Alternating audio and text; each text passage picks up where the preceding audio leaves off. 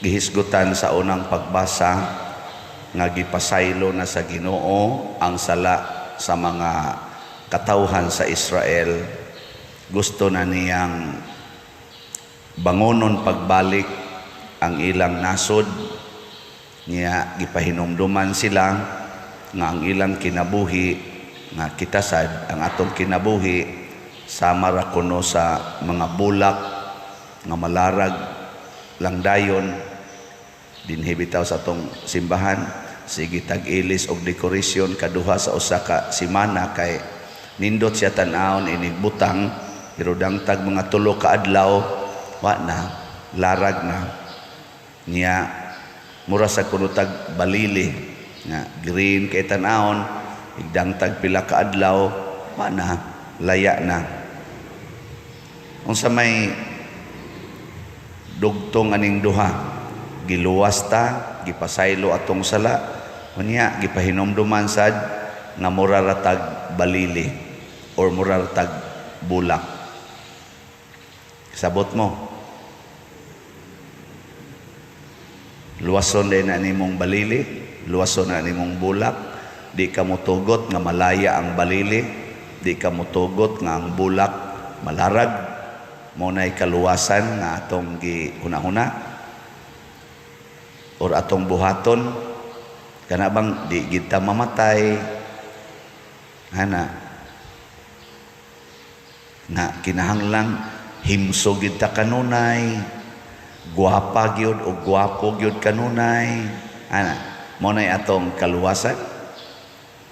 Dato gyud kanunay, di gyud mapurdoy, nyag mapurdoy gani di malas, nyag unya gani makakwarta giluwas sa kakabus ana mo nay atong kaluwasan.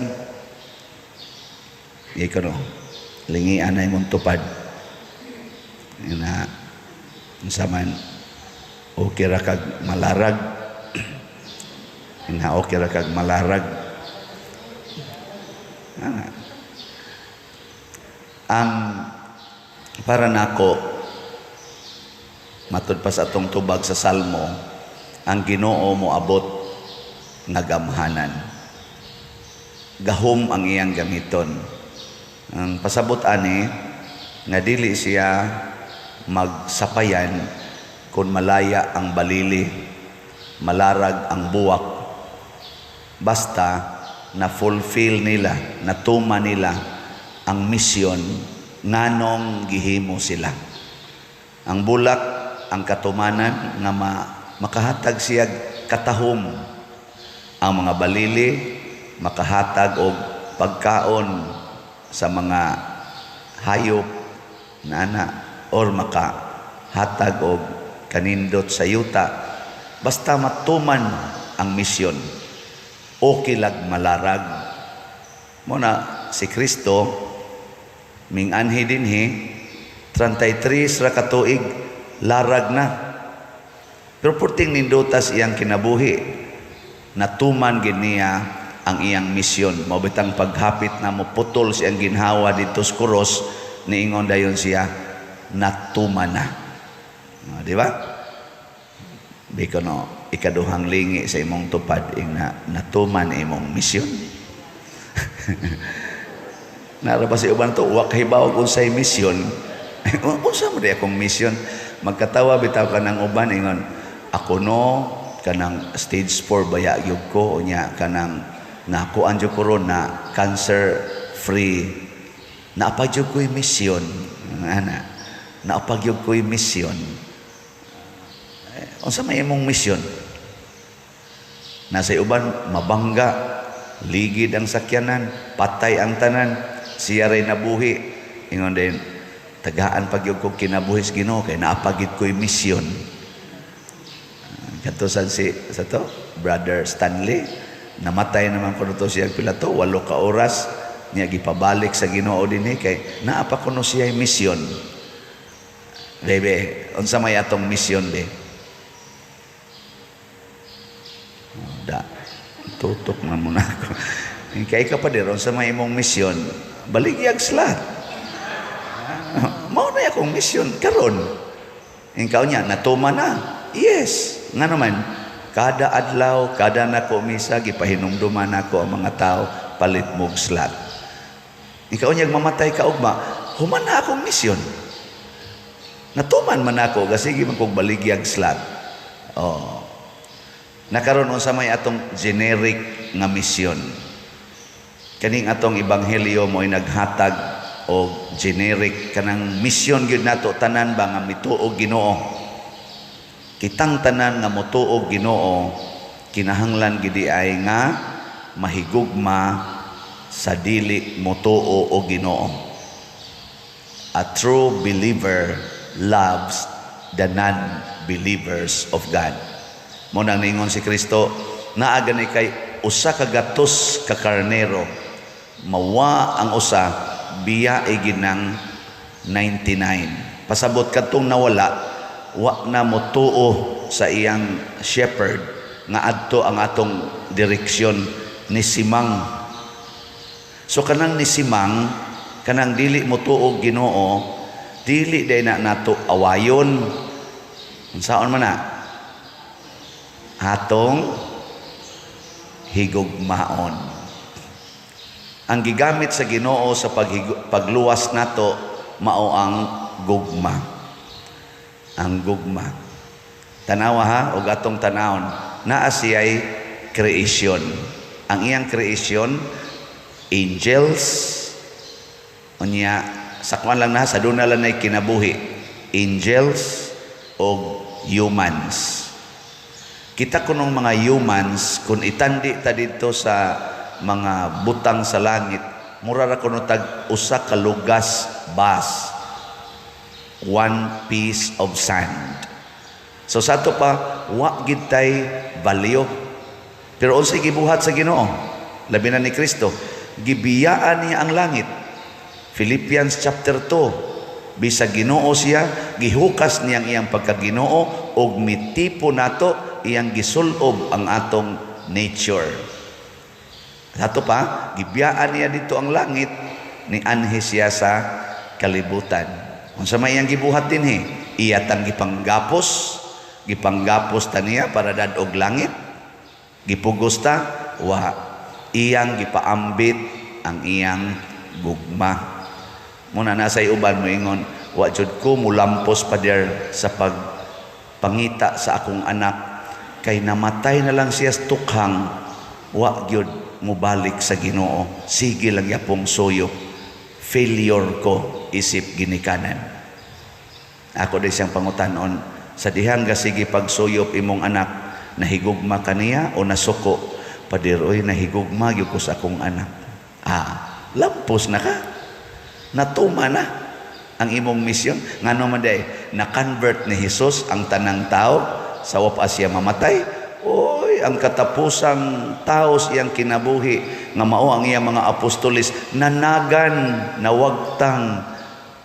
Si Maria ra ang iyang inahan, maoy mibarog dito sa tiilan sa cross, nya dunay mga pipila nga sip-sip ni kuyog-kuyog, pero wap atos Maria dito, managan sa tuor adto ratos layo. Pero si Maria ray isog nga ni adto niya. Nya failure si Jesus? Wala. Niingon siya, natuma na. So kung magsigid itag higugma sa atong isig katao, bahala nagdi na mo respond sa atong gugma, magpabilin na siyang hard-headed, magpabilin na siyang stubborn, pero sige lang yung kaghigugma niya, natuman ang atong misyon. Mo nang ningos Kristo, love your enemies. Nya kanang imong enemy, mahigugma din na nimo, patyon ka na. Higugmaon na nimo imong ka-office mate nga naglagot nimo, libakon ka na, dauton ka na. I-post ka na sa social media. Pero sige lang yung higugma aron matuman ang misyon nga pangitaa gitong nawala. Sige, ikatulong lingi. Naakaroy nawala. Kinsa may nawa ron nimo, ingka akong bana. Siya niya, sige kag higugma sa imong bana. Jesus, 40 ka tuig na akong gihigugma ng panuwaya na, pero wa gyud mausab. Mao ra gyapon batasan. Ingna dayon. Congratulations. 40 ka tuig na kang nagtuman sa imong misyon. Okay na kay na. Pwede na ka mamatay. Ana, di ba? Di man mo moto. Mao na lagi. So ang pagpangita sa nawala, dili pinaagig kusog. Nga mura kag ka na mangitag bata ba, ni arade ka din yung buang nga ka ha, ngari, uli ngari balay. Di na mao. Ni arade kas computerang buang nga ka, pinakog na eskwela kang animala ka, ngari. Usap di kang di na mao eh. Dili na mao ang pagpangita. Kana bang mangita nga na parang mamas una ba magduwa mi, mangita siya namo gasigig tawag, gabit-bit og bunal. Gabit-bit og bunal. Inig kakita hapos dayon. Paulit. Ikang pistiha ka, ikang yawaan ka. Paulit. Di na mao. Wa ka katuman sa imong misyon bisag bisag imo pa nang natigo mang tanan nimong mga anak or tanan nimong gimahal, bisag naa pa nas imong atubangan, pero tungod sa espada, tungod sa imong kaisog ang hinungdan, mo nang natigom sila, ang kahadlok gakurog mo nang natigom sila, di na mao'y fulfillment. Wa ka katuman sa imong misyon sa pagpangita sa nawala. Siya. So kinsa may nawa, kanang nangabit o kanang wa mangabit? Kinsa nawa? Uy, tubagoy. Ang nangabit o wa mangabit? Ang nawala ba? Ang nangabit. Karon kay ang wa mangabit nasuko mas nangabit. Kinsa na may nawala? Silang duha. Unya kay ang nangabit nahigog nga mangyapon sa iyang gibiyaan nga asawa, muuli ra man gyapon. Kinsa maroy nawala?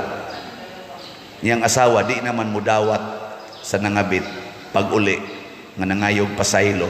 Kinsa maroy nawala? Unya kay ang nangabit gipakuyog mang iyang kabit ngadto silang balay aron mangayog pasaylo. Wa man dawata sa asawa. Kinsa maroy nawala?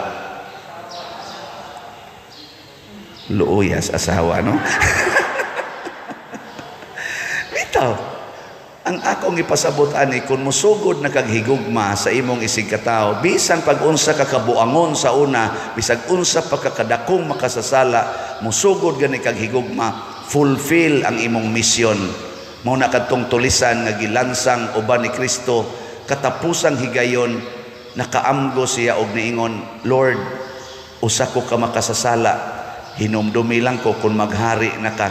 Ingon ni Jesus, karon dayon kuyog ka nakos paraiso. Nga naman, na-fulfill nimo ang imong misyon, ang paghigugma. Nindota, no? Oray, maayo. Muna pagbantay mong mga asawa o kamong mga bana, basin gatanaw ka nga nangabit or nagbisyo ang imong kauban sa kinabuhi, wa na nay paglaom na makatuman sa iyang misyon. Muna, maglumba ta, kinsay makatuman sa atong misyon, maglumba ta og higugmaay, dili ta maglumba og linibakay. Maglumba ta sa pagdinawatay, dili maglumba sa pagsigig sa likway. Maglumba ta sa pagmahal sa kinabuhi, dili sa pagpatay sa kinabuhi. No? Mingaw man.